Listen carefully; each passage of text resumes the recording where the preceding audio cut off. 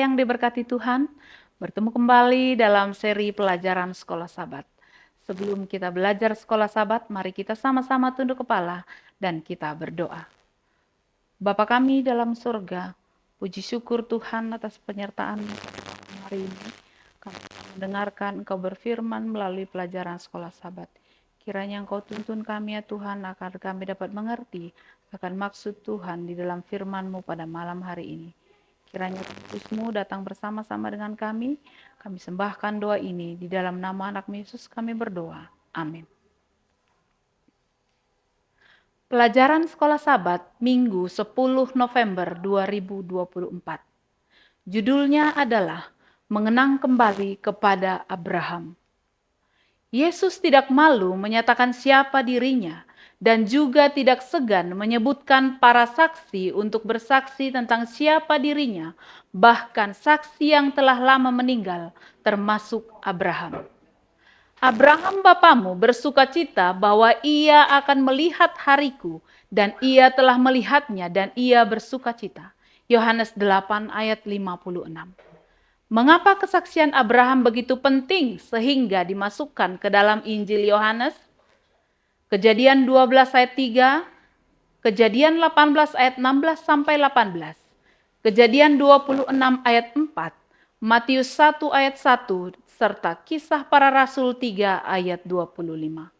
Kejadian 12 ayat 3 mengatakan, Aku akan memberkati orang-orang yang memberkati engkau, dan mengutuk orang-orang yang mengutuk engkau, dan olehmu semua kaum di muka bumi akan mendapat berkat.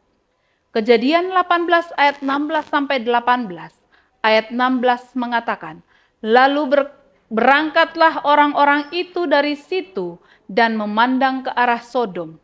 Dan Abraham berjalan bersama-sama dengan mereka untuk menghantarkan mereka. Ayat yang ke-17. Berfikirlah Tuhan, apakah aku akan menyembunyikan kepada Abraham apa yang hendak kulakukan ini? Ayat yang ke-18. Bukankah sesungguhnya Abraham akan menjadi bangsa yang besar serta berkuasa, dan oleh dia segala bangsa di atas bumi akan mendapat berkat? Kejadian 26 ayat 4. Aku akan membuat banyak keturunanmu seperti bintang di langit. Aku akan memberikan kepada keturunanmu seluruh negeri ini, dan oleh keturunanmu semua bangsa di bumi akan mendapat berkat. Matius 1 ayat 1. Inilah silsilah Yesus Kristus, anak Daud, anak Abraham. Kisah Para Rasul 3 ayat 25 mengatakan, kamulah yang mewarisi nubuat-nubuat itu dan mendapat bagian dalam perjanjian yang telah diadakan Allah dengan nenek moyang kita. Ketika ia berfirman kepada Abraham, oleh keturunanmu semua bangsa di muka bumi akan diberkati. Melalui lambang dan janji Allah, sebelumnya telah mengabarkan Injil kepada Ibrahim, Galatia 3 ayat 8. Dan iman Ibrahim tertuju kepada penebus yang akan datang.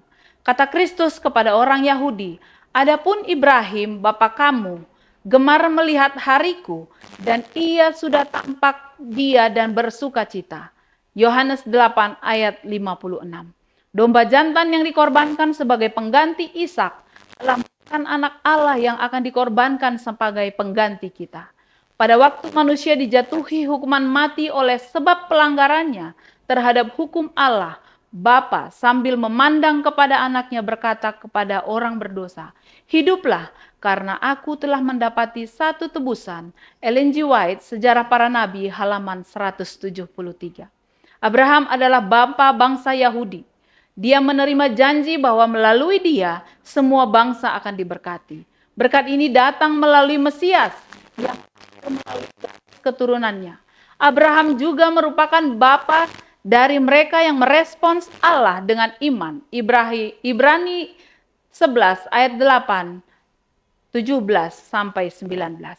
Kesediaannya untuk mengorbankan anaknya Ishak terdapat dalam Kejadian 22, anak perjanjian, bukan hanya merupakan bukti iman, tetapi juga merupakan sebuah jendela ke dalam rencana keselamatan.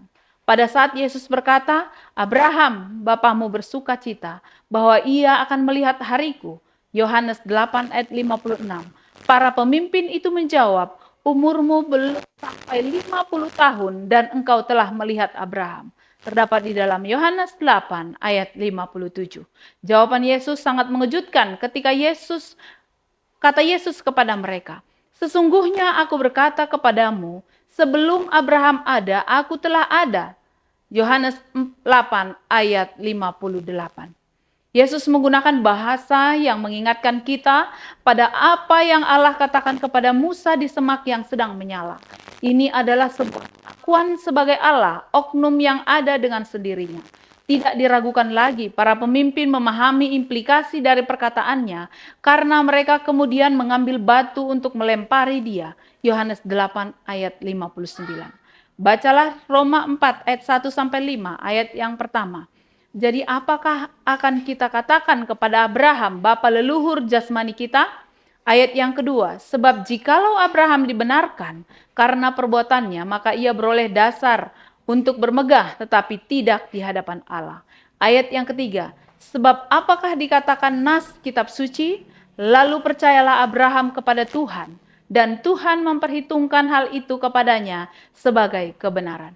Ayat yang keempat, kalau ada orang yang bekerja, upahnya tidak diperhitungkan sebagai hadiah, tetapi sebagai haknya. Ayat yang kelima, tetapi kalau ada orang yang tidak bekerja, namun percaya kepada Dia yang membenarkan orang durhaka, imannya diperhitungkan menjadi kebenaran. Bagaimanakah Paulus menggunakan kisah Abraham ini untuk mengungkapkan kebenaran agung tentang keselamatan oleh iman saja tanpa perbuatan hukum Taurat?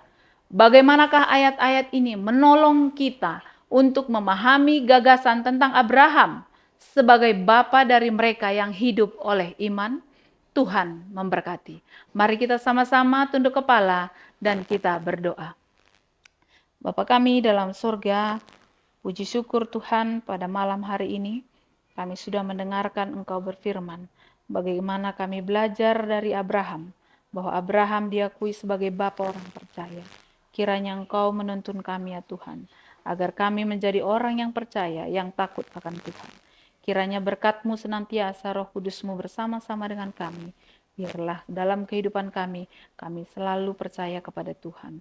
Ampunkan dosa kami yang banyak Tuhan, kehendak-Mu yang jadi, dalam nama anak Yesus kami berdoa. Amin.